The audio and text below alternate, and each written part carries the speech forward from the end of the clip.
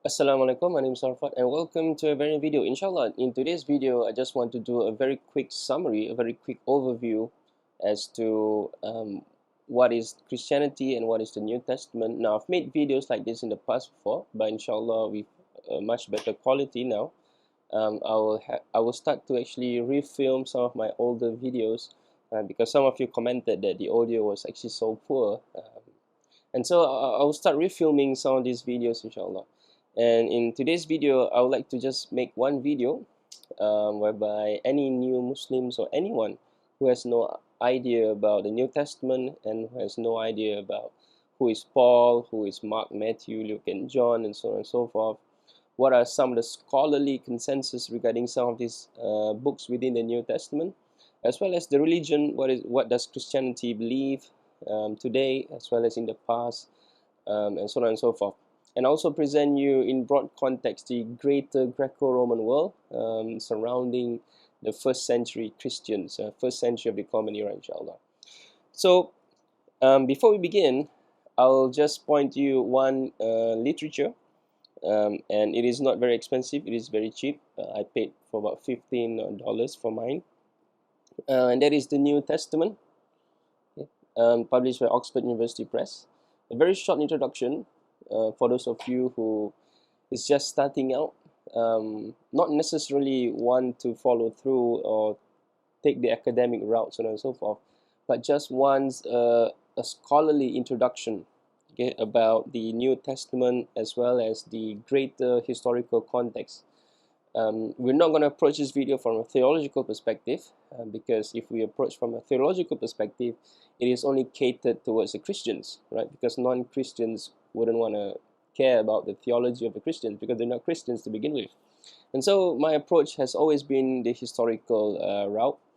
And so this is also one of the focus more on the historical method rather than the theological method. And so Luke Timothy Johnson, the New Testament, a very short introduction, published by Oxford University Press, and a very great resource for beginner. And yeah, I'll use this resource here today. So to begin, the New Testament contains 27 different books. These 27 different books were not pick and choose and were not formed into a book within, in a very short period of time. No, it took centuries for Christians to actually form what we have today as the New Testament. The complete New Testament that we have today, when it comes to the physical copy itself, dates to around the mid of the 4th century, and it is the name of the book that we have is called Codex Sinaiticus. And then also within the same period of time, probably about 25 years after or so, towards the end of the 4th century, meaning the 300s of the Common Era, probably around the year 375, we have Codex Vaticanus. Okay. I'll just give you a brief history. Codex Vaticanus is currently is found in the Vatican Library. It is currently in the Vatican Library. Codex Sinaiticus is actually was actually found by a scholar called Constantine von Tischendorf. Tischendorf found these rather peculiar-looking manuscripts in Saint Catherine Monastery in Egypt, in Egypt. And so when it comes to the physical book that we have, the earliest that we have dates to around the mid-4th century of the Common Era. Now, during that Jesus, when did Jesus live? Jesus lived probably around the year 4 BCE, before the Common Era, and he is ascending to heaven, or he ascended to heaven, or if you look at the New Testament, he was resurrected and raised up to God, probably around the year 30 to 35, because these datings are rough estimate. Scholars do not actually agree on just one particular dating. No, they give a broad range, and I think this is the way to approach it, because we are not certain. So how can we pinpoint to the exact date? So Jesus probably ascended up to heaven around the year 28, the Common Era, to around 35 or even 38 you know. But I would the the normative dating agreed upon the majority of the scholars is probably around the year 30 of the Common Era. Jesus is obviously the main figure in the New Testament. The other main figure is actually Paul. We have a lot of the writings of the Apostle Paul, and if we go by the Christian tradition, there's about 13 letters also called epistles of Paul. However, if you take the more academic route, only 7 is authentic. The other 6 scholars disagree, and a lot of scholars actually would divide the other 6 books into 2 separate categories. And one is the pastoral epistles, and I would say 90% of the scholars, based on the literatures that I've read, 90% of the scholars agree that the pastoral epistles, 1 and 2 Timothy and Titus, these are titles of the book within the New Testament, 1st and 2nd Timothy and Titus. 90% of the scholars, based on the literatures that I've read, agree that these were definitely not written by Paul. They were written by later person, following the traditions of Paul, probably the Pauline school, hypothetical school, obviously. Pauline school doesn't exist. And then the other 3 letters that scholars agree and disagree. Some scholars take the opinion that no, Paul wrote these other 3 letters. There are 2nd Thessalonians, there are Ephesians, and there are Colossians. And the undisputed Pauline epistles, meaning the 7 epistles that the 7 letters of Paul, that scholars agree that these were written by Paul. Okay? Now, even within this category, some scholars believe that some of the letters of Paul contains interpolation, contains redaction. Okay, redaction is probably the better word to use. Redaction is also another name for edition. Okay, edition, meaning the book have been edited. And for example, the 2nd Corinthians. Okay, these are title of a book that Paul wrote called the 2nd Corinthians, the 2nd epistle to the Corinthians. And some scholars say that within this book, 2nd Corinthians, there's probably about 5 different fragments or passages that have been stitched together to form this letter called the 2nd Corinthians. The other part is Philippians. Some scholars believe that Philippians chapter 2 was probably added later on.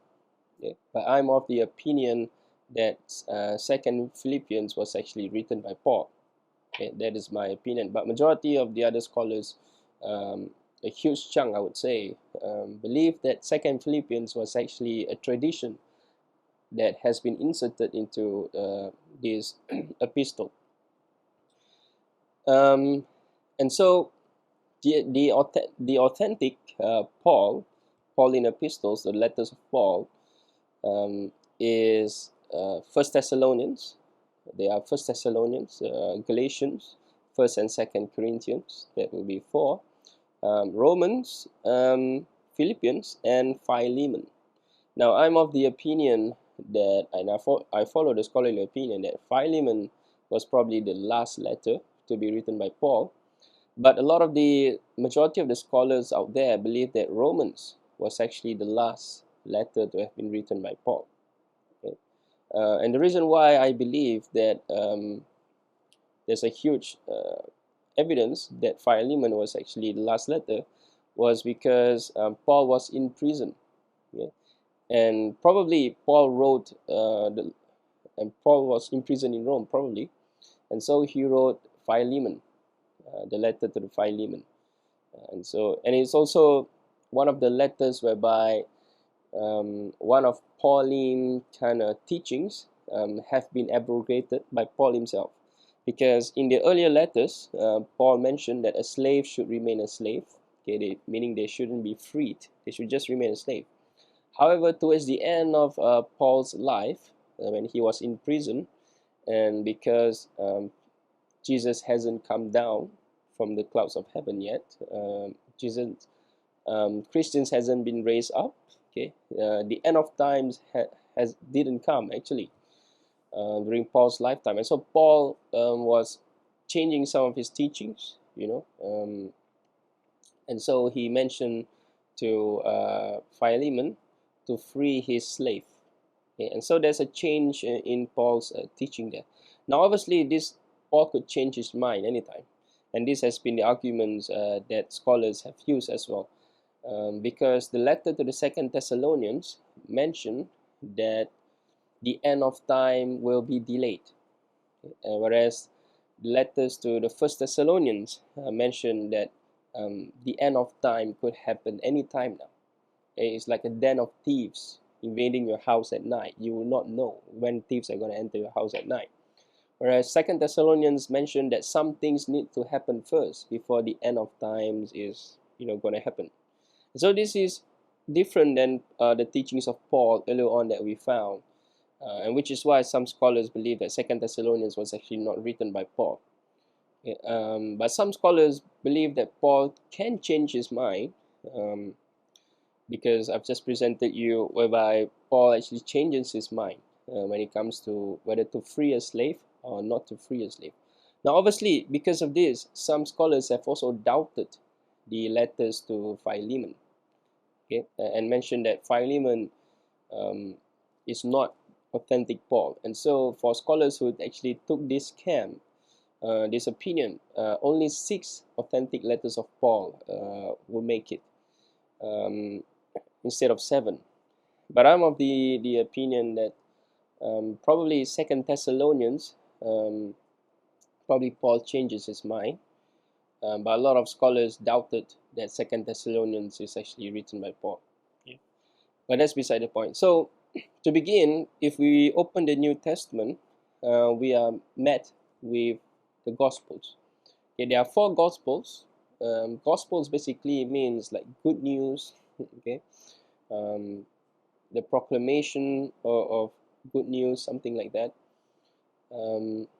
And the very first gospel that you found in the New Testament is Matthew, okay, Gospel according to Matthew, followed by Mark, and then Luke, and then John. There are 2 different categories to the gospel. Okay, and the first 3 gospels that you find in the New Testament, these are called the synoptic gospels. Synoptic basically means gospels that can be seen together in a way because they share the same narratives. Okay, they almost share the same chronological order, whereby Jesus was baptized by John the Baptist, and then followed by his ministry in Galilee, and then followed by his travel to Jerusalem, okay, and then followed by him having the Passover meal with his disciples, and then followed by him at the Garden of Gethsemane, okay, whereby he prayed at the Garden of Gethsemane, and then followed by his death and crucifixion, and then followed by his resurrection. Okay, and so the Synoptic Gospels kind of follow this basic chronology, but they do differ in their details. Okay, we will not get into that in this video. Now, the other Gospels remaining is the Gospel of John, okay, Gospel according to John. Whereas the Gospel of John does contain some of the narratives that the Synoptic Gospel has, but it is radically different. Okay? Even though it follows the same chronology, but the details are so different, whereas scholars believe that this is a much later gospel. Okay? Now, there is also a hypothetical gospel, meaning we do not have the physical gospel, okay? But scholars have reconstructed and are of the opinion that these gospels must have existed. Okay, although some scholars doubt whether are these oral traditions or are these actually written tradition. Okay, but majority of the scholars are of the opinion that this gospel that we do not currently have, oral based gospel, meaning they're just saying, okay, that some of the authors of the synoptic gospel, like Matthew and Luke, okay, use this hypothetical gospel. For convenience sake, scholars have called this gospel Q, the Q source document. Okay? It is based off the German word Quell, which basically means source. Okay? And so before that, I'll just narrate to you what scholar believe. Okay? Now, if you look at Christian tradition, if you go to evangelical church, if you go to Sunday school, they'll mention that Matthew was the disciple of Jesus, and he wrote this gospel called Matthew, Gospel according to Matthew.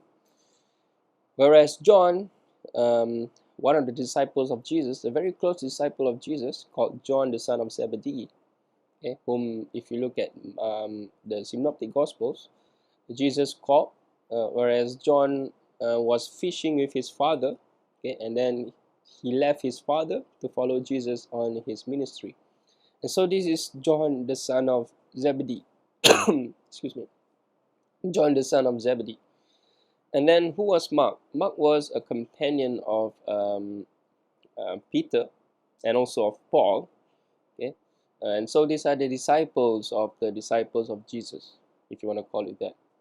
Now Luke was a physician, a companion of Paul. Luke has nothing to do. Luke never met Jesus, and so on and so forth. If you follow Christian tradition, but nevertheless, Luke was a companion of Paul.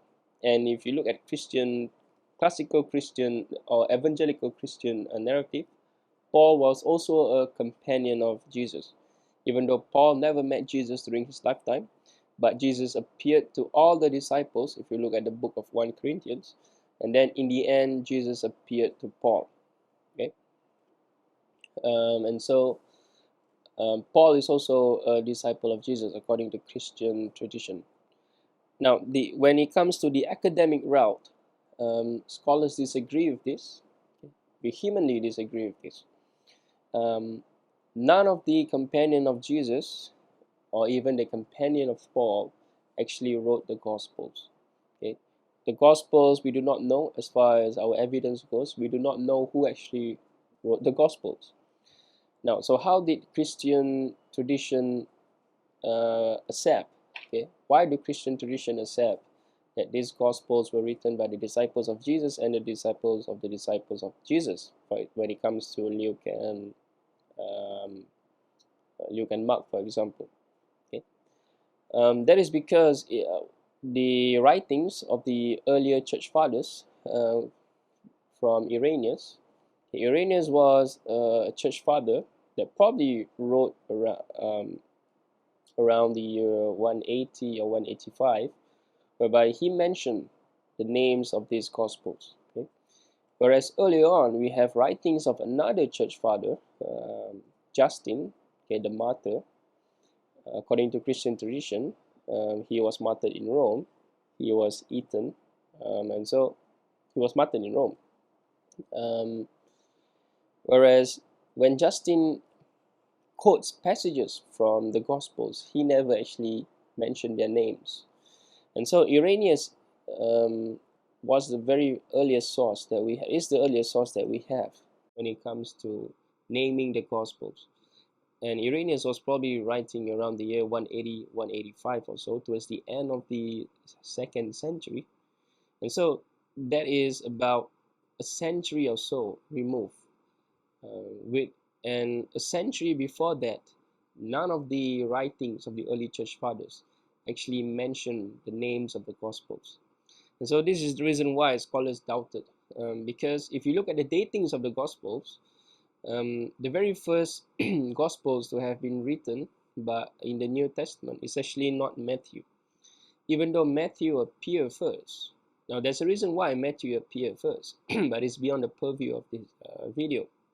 But to give you a summary, Matthew appeared first because it is the most Jewish of our Gospel. Okay?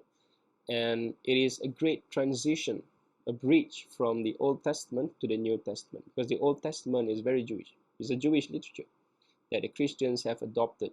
Okay?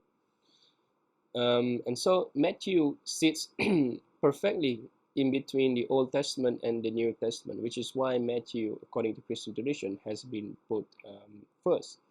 Whereas if you look at the academic opinion, the Gospel of Mark was actually written first, probably written around the year, if you survey major commentaries, probably written around the year 68 or 69, just before the destruction of the Jewish temple, the huge Jewish temple, okay, in Jerusalem, which was destroyed due to the Roman invasion, probably around the year 70 CE. So Mark was probably written around the year 68 and 69. And the reason why academics are of this opinion is because Mark alludes to the Roman soldiers actually, you know, not allude to, Mark alludes to the destruction of the temple. Okay? Whereas the Gospel of Matthew and Luke, which was probably written after the destruction of the temple, okay, because Mark never mentioned the destruction of the temple. And Matthew and Luke somehow portrays the narrative that the temple has already been destroyed. And so that is why scholars date Mark first before the destruction of the temple in Jerusalem, whereas Matthew and Luke is actually dated later after the destruction of the temple. Now, scholars do not agree as to the datings, but the normative consensus is that Matthew was probably written around 85, and then Luke was probably written around 90, and then the last gospel is the Gospel of John. The Gospel of John was probably written around 100 or 95, 95 to around 110, 115 or so. Some scholars even put 120, but that is a bit too late, because we do have the earliest Gospel of John manuscripts, credit card fragment, okay, which dates to around the year 125.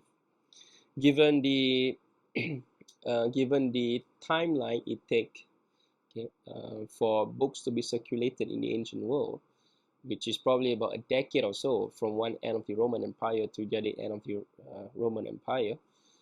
And so dating the Gospel of John around 120 is probably a bit too late.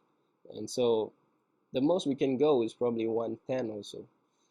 But majority of scholars are of the opinion that John is dated to around the year 100. Okay. However, the earliest writings that we have in the New Testament is actually not the writings of the Gospel. And this might come as a surprise to a majority of people out there, and even to Christians themselves. But the earliest writings that we have in the New Testament is actually the writings of the Apostle Paul. And the earliest writings that we have in the New Testament when it comes to the book is First Thessalonians. Okay? Now, Paul was probably writing around the year 48 to around the year 62 or so. And so the Gospel of Mark that we have, which was written completely finished by the year 69 or 68, 69. And scholars are of the opinion that Mark, modern scholars in this era, in this century or so, and towards the end of the last century, are of the opinion that one of scholars, for example, Luke Timothy Johnson, are of the opinion that the writings of Paul actually influence our earliest gospel, which is the Gospel of Mark. And so the theology of the Apostle Paul, okay, crept into the writings of Mark. And so Mark are of the theology, the same theology as Paul that we have, based on the authentic writings of Paul. Now, the Greco-Roman world is the world that is actually surrounding all these literatures. Okay, every single writings that we have in the New Testament were written within the Greco-Roman world. The Greco-Roman world is a world that is filled with Greek philosophy, and it is filled with Greek understanding, and all the authors of the New Testament is influenced or were influenced by the bigger Greco-Roman context. Okay, for example, philosophy, the beliefs, the eschatology, so on and so forth.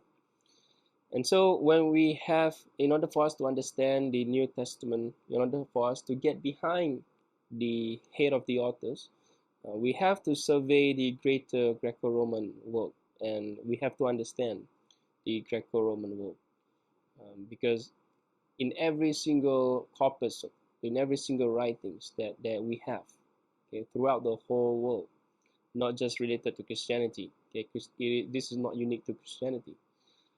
In every single writings that we have, there is always a context behind it. And in order for us to ground ourselves in our understanding, we have to understand the world in which the authors of these books were living in. Okay? And one example is that in the Greco-Roman world, there are many concepts of divinities. And this is true for Judaism as well. Okay? We will not go into that. But the belief that there is only one God and that there is no other God, okay, it is a modern belief, okay, proposed by the Islamic literature, okay, the Quran. Okay. Before that, we also have in Isaiah. Isaiah is one of the books and prophet in the Hebrew Bible, okay, the Old Testament. Prior to the writings that we found in Isaiah, there is no such concept of there is only one God and that there is no other God. Okay, this was later emphasized by Islam. But Isaiah was probably living, by the 8th century before the Common Era, and so pretty much once the Hellenistic world is have been pressed upon the people that live in the Holy Land, for example, in Palestine in the past. Okay. This concept of monotheism that was emphasized by the prophet Isaiah somehow have been lost. Okay. And so in the Greco-Roman world, the Hellenistic world, which began when Alexander the Great conquered in the late 4th century before the Common Era. For some reason, the monotheism is no longer there. And so Jews are able to believe that there are many gods, but there's only one God for them. Okay? They do not negate the existence of some other gods during this period of time. And the world that the Greco-Romans live in, according to their belief, is actually a three-tier universe. Okay? The best way to describe it is like a pyramid, whereas at the very top you have the supreme God, and at the very bottom you have human beings. Okay? And somewhere in the middle you have angels, you have demons, and you also have human beings that have been venerated, and so they're like heroes, for example. Okay, they're no longer human beings, even though they used to be human beings, but because they have been exalted because of the things that they do, their deeds. Okay, and so they have been quote unquote called gods. Okay, they have been deemed to have become a god, for example. And so this is the understanding of the writers of the New Testament. Okay? All the writers of the New Testament, I would argue, have this sort of understanding. And this is also the understanding of the Apostle Paul.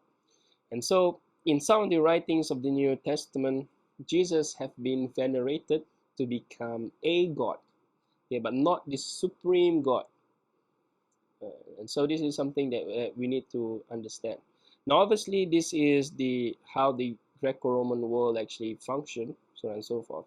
But we do find monotheistic passage, like very strict monotheistic passage. Okay, whereas one example is Paul, okay, in Corinthians, whereas the head of Christ is God. Okay, meaning above Christ, above Jesus, is actually God. Okay, and so this is also one of the understanding. Whereas if you go to Philippians, the Philippian hymns, it can be interpreted whereby Jesus, used to be, Jesus was created since the world began. Okay, and so, ladies and gentlemen, that is a quick survey of the New Testament as well as Christianity as a whole. Now, obviously, I'm running out of time here. So I'll see you on my next video. Assalamualaikum warahmatullahi wabarakatuh.